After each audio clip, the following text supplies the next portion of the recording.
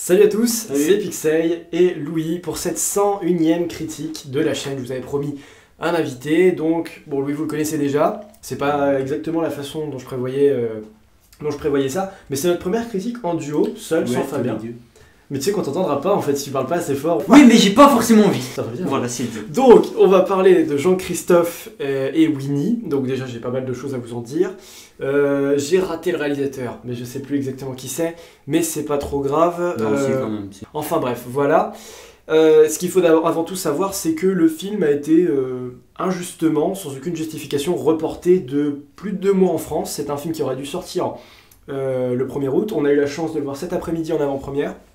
Je t'ai demandé de m'accompagner, sinon je pense que tu l'aurais pas fait. Mais je pense quand même que j'ai pas regretté ma décision de t'avoir emmené. Toi, qu'est-ce que tu pensais du film avant, en amont? Déjà, Winnie l'ourson, c'est vraiment un personnage de Disney que je connais pas beaucoup. Oui, c'est vrai. J'ai jamais été vraiment intrigué par. Enfin, jamais vraiment intrigué quand on y pense. Au final, on a plein de. On a des peluches plein de et tout, petits voilà. trucs Winnie l'ourson, mais C'est c'est vrai que j'ai jamais vraiment regardé. Même Jean-Christophe, je connaissais pas vraiment le personnage avant ce film. Alors Jean-Christophe est très secondaire dans les bouquins. Vraiment, c'est Winnie l'ourson Ouais, qui est au cœur de je l'histoire. connais même pas. C'est vraiment Winnie l'ourson qui est au cœur de l'histoire. Mais c'est vrai que nous, par exemple, à Disney, on n'a pas l'attraction Winnie l'ourson, qui se situe dans la plupart des autres parcs, donc tous, même, oui, tous les parcs. Il n'y a qu'à Disneyland Paris qu'on n'a pas l'attraction Winnie l'ourson. C'est un perso plutôt méconnu, alors qu'il est pourtant Disney. british, quoi, il est britannique. Ils l'ont pas placé à Paris. Mais je suis d'accord avec toi pour dire que c'est un peu un perso méconnu finalement. Ouais. C'est pas le plus connu. Et justement, ça va permettre aux gens de mieux le connaître en Oui. incrustant dans le film. Alors bien sûr, alors après, ceux qui vont adorer le personnage vont te dire que ça reste quand même un perso de la littérature que Disney a racheté. C'est pas Disney qui a créé Winnie l'ourson, hein. Il faut le savoir. Donc c'est quand même un perso fort, c'est un perso qui a déjà du vécu, qui a beaucoup de trucs par rapport à sa surface littéraire, à énormément d'autres choses. Mais oui, c'est vrai qu'on n'était pas hyper hypé. Déjà du fait que le film n'est pas sorti en été, déjà ça a dû certainement se ressentir sur le box-office à mon avis. Enfin, le film n'est pas encore sorti, mais je vous prédit que ça va moins bien marcher que si ça avait été sorti en été, ça c'est une garantie. Et donc qu'est-ce qu'on a pensé du film rapidement? Vas-y, je te laisse commencer. De notre avis à la sortie. Une bonne surprise. Quand je suis allé le voir, je pensais pas que j'allais voir un film comme ça. J'ai un peu long, comme on disait. Il y a une petite longueur au milieu. longueur, Vers le milieu. un peu trop long, je trouve. Mais ouais, une belle surprise. Est-ce que tu t'attendais à ce genre de film au moins? Tu pensais, est-ce que on voyait clairement que moi t'étais pas plus hypé que ça? Moi je l'étais Non, parce que plutôt. voilà, Winnie l'ourson, c'était vraiment quelque chose qui m'attire pas trop, qui faisait un peu enfantin. Oui. Et là, en fait, non, c'est peut-être ça aussi qui m'a mis une bonne C'est très surprise. adulte. C'est que c'est pas du tout enfantin. Peut-être aussi parce que le fait que Jean-Christophe soit adulte, donc du coup, on a peut-être cette part d'adulte envers le personnage de Jean-Christophe. C'est tout à fait l'idée, ouais. Qui est plus mature qu'eux, puisque c'est un petit peu des enfants quand même. Qui apporte complètement un contraste entre les personnages animés, les vrais persos, les persos enfantins, les persos adultes. C'est vrai. Et oui, je suis tout à fait d'accord avec toi. C'est vrai que c'est certainement une des adaptations live les plus matures qu'il ait été donné de faire par Disney. Me concernant donc, bah oui, c'est un retour positif. Alors, une bonne surprise, je sais pas si j'irai jusque-là. Moi, disons que finalement, ce qui a été apporté sur ce film, c'est correct, c'est très bien. C'est ce à quoi je m'attendais finalement. C'est très sympathique. Néanmoins, je pense qu'on peut pas dire que ce soit oufissime, quoi. Je veux dire, à un moment, je me suis quand même posé la question de savoir est-ce que je vais avoir un bon retour ou pas. Ça s'est confirmé pendant la projection, mais je me suis quand même posé la question à 2-3 endroits de me dire est-ce qu'on tourne en rond, vers le milieu un petit peu effectivement. Je me suis demandé est-ce que l'univers est pas un peu triste aussi pour Winnie l'ourson par exemple. Je trouve que on y reviendra au cours de la critique, mais il y a des aspects dans le décor, dans les personnages qui sont un petit peu sales, un peu ternes, je trouve. C'est un choix artistique qu'on peut discuter, mais là aussi ça renforce un peu la part adulte, la part vraiment du refoulement, d'abandonner l'enfance pour se concentrer sur des choses absolument réalistes qui ne sortent plus de l'évasion et qui font partie du quotidien, par exemple. Mais sinon, pour moi, oui, c'est aussi un retour gagnant, des plus sympathiques, et je ne vais pas mâcher mes mots, pour moi, c'est le meilleur Disney pour l'instant cette année, je suis désolé. Mais après, à la poursuite... non, pas la poursuite. Après, Un raccourci dans le temps, qui est ton film préféré, même si tu l'as pas vu. J'ai pas vu. Oui, mais je vais te le En fait, je comprends pas l'intérêt qu'a Disney de faire des films comme ça. Non, moi non plus, mais bon. C'est de l'argent gâché. Et après, Clairement. pour moi aussi, le gâchis, désolé, mais le gâchis qui a représenté Les Indestructibles 2 pour moi, enfin le surcotage, on va dire. Mais voilà.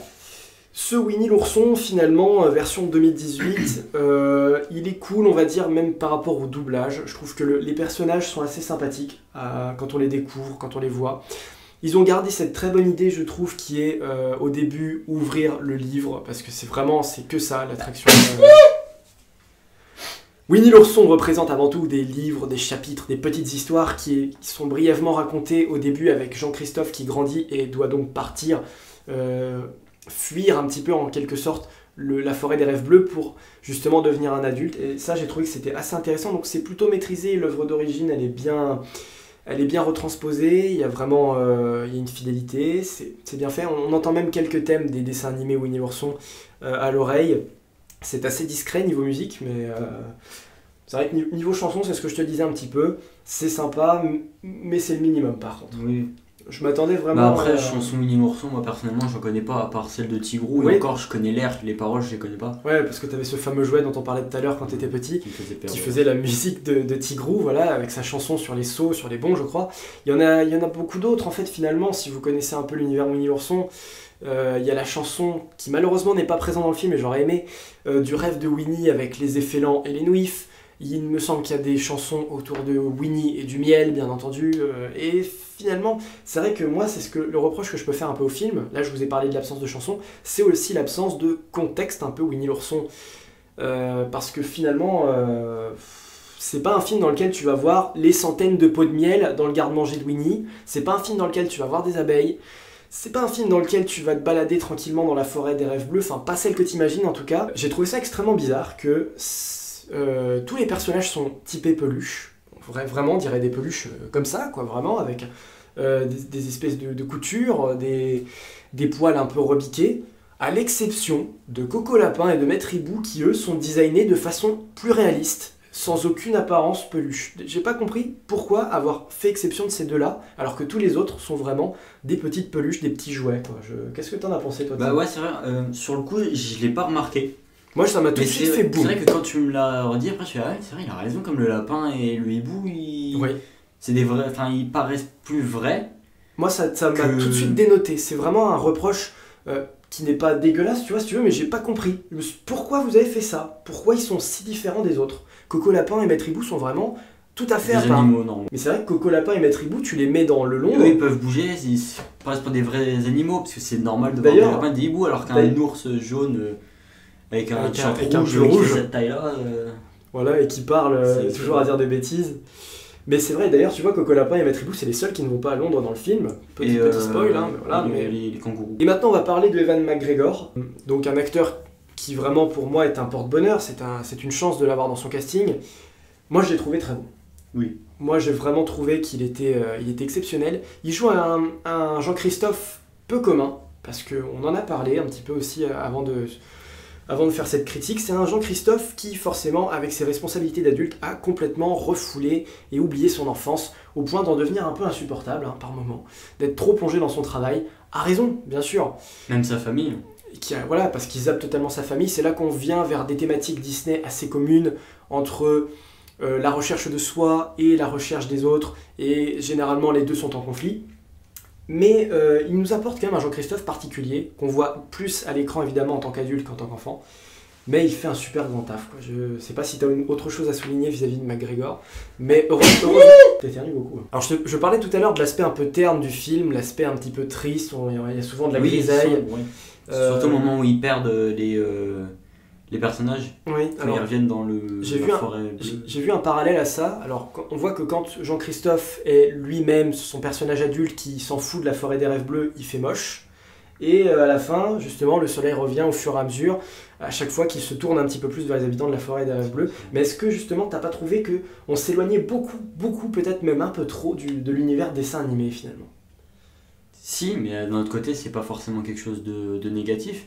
Parce que c'est quand même censé être une suite bien de toutes ces histoires. Et à un moment, je me suis même dit, l'histoire, elle va réellement commencer là. Parce que c'est bien beau tout le temps avoir un Winnie qui vient, qui fout un petit peu la merde chez toi, ça. Mais au moment où il vient le rechercher en disant, il y a l'éléphant mauvais là. L'effélant, il est là, mais tous mes potes ont disparu. Et en plus, avec cette ambiance sombre qui vient, on se dit l'histoire a commencé là, ils vont Oui. tous les deux les chercher, C'est là qu'il y avait la être première quête. confrontés à À des effets lents. des effets lents. C'est vrai que ça aurait été pas mal de voir une histoire comme ça, où ils doivent tous les rechercher parce qu'il y a un effet lent. Enfin, t'as Ouais, compris. en fait, tu pensais que la quête de tous les retrouver, c'était le but principal du Voilà, je film, pensais c'est que ça. c'était ça. Et ouais, moi aussi j'ai cru ça pendant un moment, c'est vrai.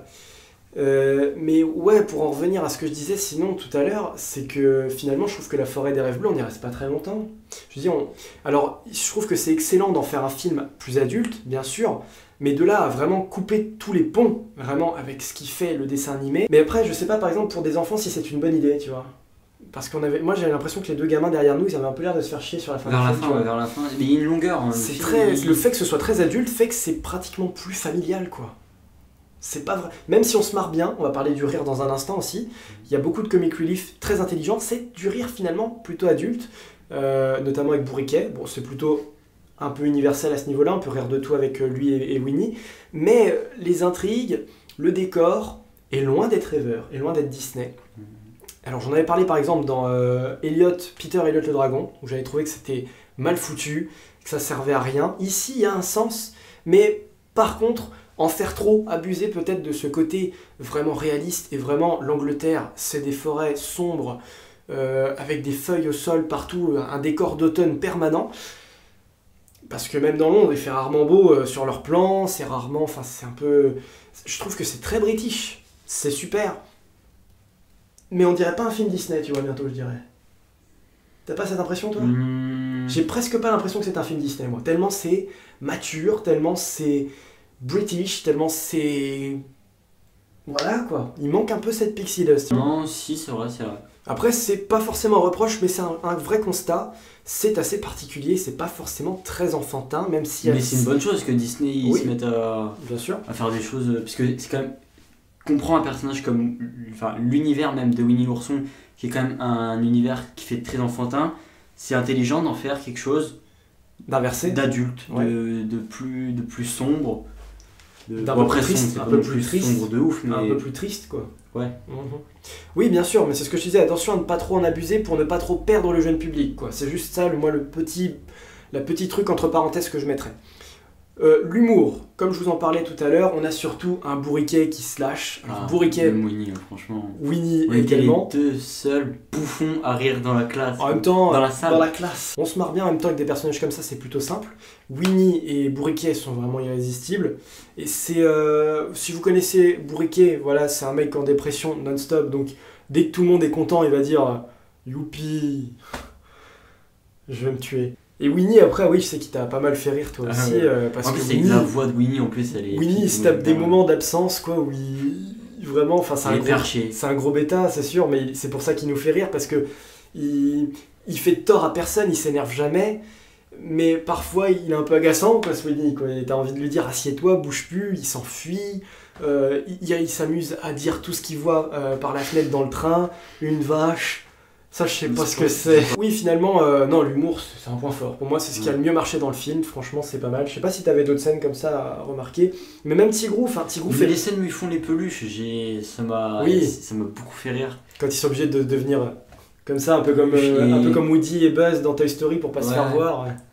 Il y a des moments où il dit que c'est un ventriloque. Que Winnie a parlé et que du coup il fait semblant d'être ventriloque, Ouais. Jean-Christophe, pour pas se faire griller. Même qui a dit ça? C'est moi. Quelle couleur le ballon? Rouge.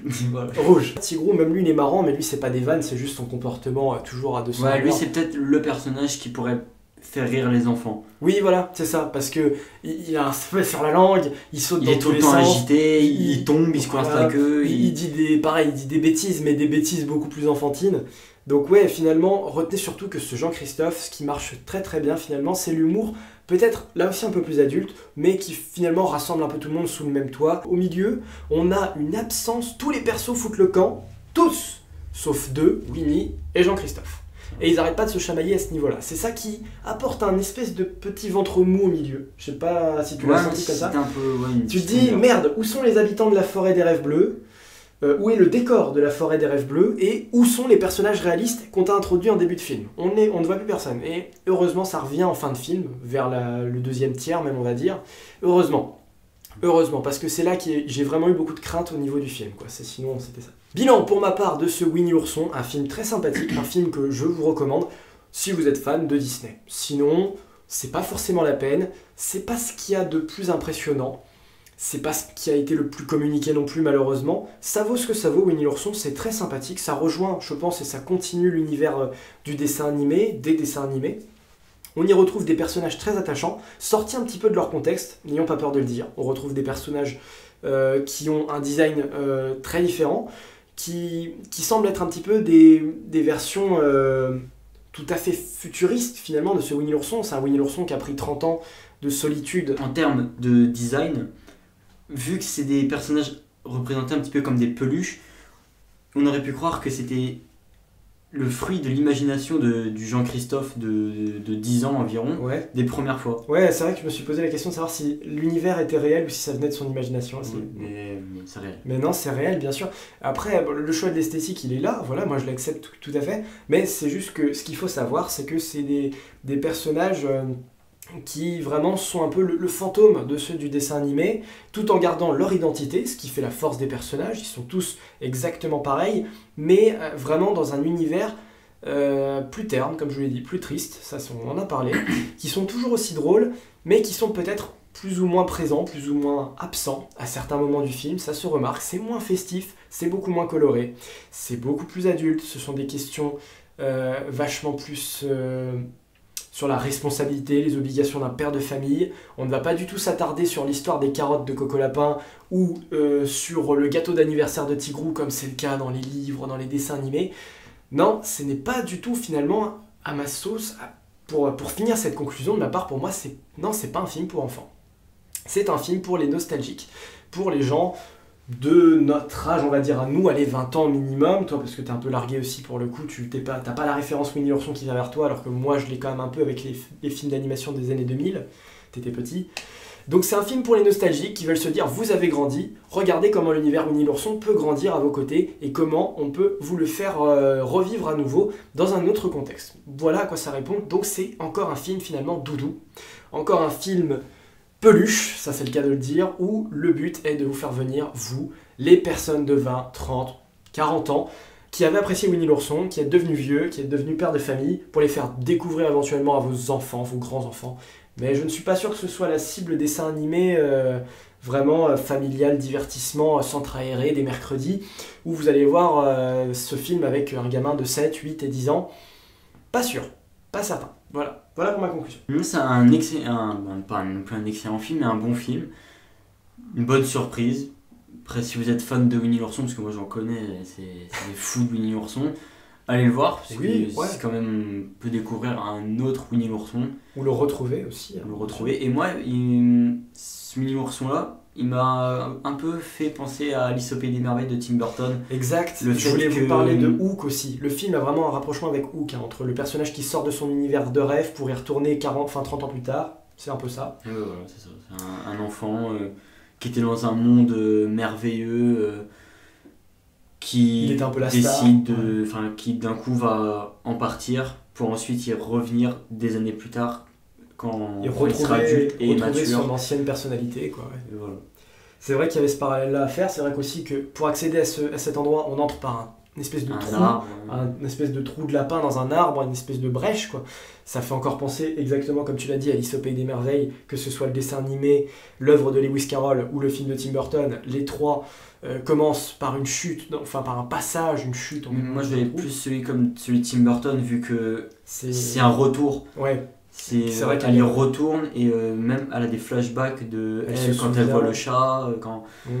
C'est vrai que oui, en plus avec tous les animaux présents, c'est vrai qu'on retrouve un collectif de personnages et qu'une seule personne va devoir se souvenir d'eux. C'est vrai que finalement c'est pour ça aussi que c'est peut-être un peu moins surprenant en termes de construction, de mise en scène et de scénario. C'est quelque chose d'assez commun chez Disney, mais qui fonctionne. Voilà. C'est peut-être aussi pour ça que je suis un peu déçu moi de ne pas avoir retrouvé justement la force animée et tout le petit fourmillement qu'il y a dans la forêt des rêves bleus peut-être, mais voilà. Mais ça, c'est du coup, ce qu'il nous montre dans le film, c'est une forêt totalement basique. Oui, voilà, c'est ça. Un peu même abandonnée à certains endroits, un peu morte, pour certainement montrer que sans Jean-Christophe, elle ne vit plus, mais c'est encore une fois un peu trop abusif. Voilà, je pense qu'on est revenu suffisamment là-dessus. As-tu d'autres choses à dire pour terminer ? Absolument pas. Bon, bah en tout cas, je ne regrette pas de t'avoir emmené. Petite critique entre frangins. On se retrouvera certainement pour la critique de Venom. Il y aura des vidéos de Bienvenue à bord à Walt Disney World entre deux, au moins une. Louis, tu ne seras pas des nôtres à mon avis parce que toi tu espères aller voir Venom avec des amis à toi. Mais voilà, Venom, lundi soir, encore en avant-première avec Fabien. Et je crois que ce sera tout. Voilà. Et puis bien sûr, suivront ensuite les autres critiques. On prévoit d'aller voir à la 2, ça pourrait encore être avec toi. À la 2, je pense. Et puis, sans grande conviction. Qu'est-ce qu'il y a d'autre? Il y a Predator. Et après, en novembre, il y a les Animaux Fantastiques. J'en ai zappé quelques-uns peut-être. Sur ce, merci à vous d'avoir suivi cette critique. On se retrouve bientôt donc pour d'autres vidéos. Et franchement, on aurait plutôt tendance à vous dire qu'on vous conseille d'aller voir Jean-Christophe et Winnie. Salut à tous. Ciao.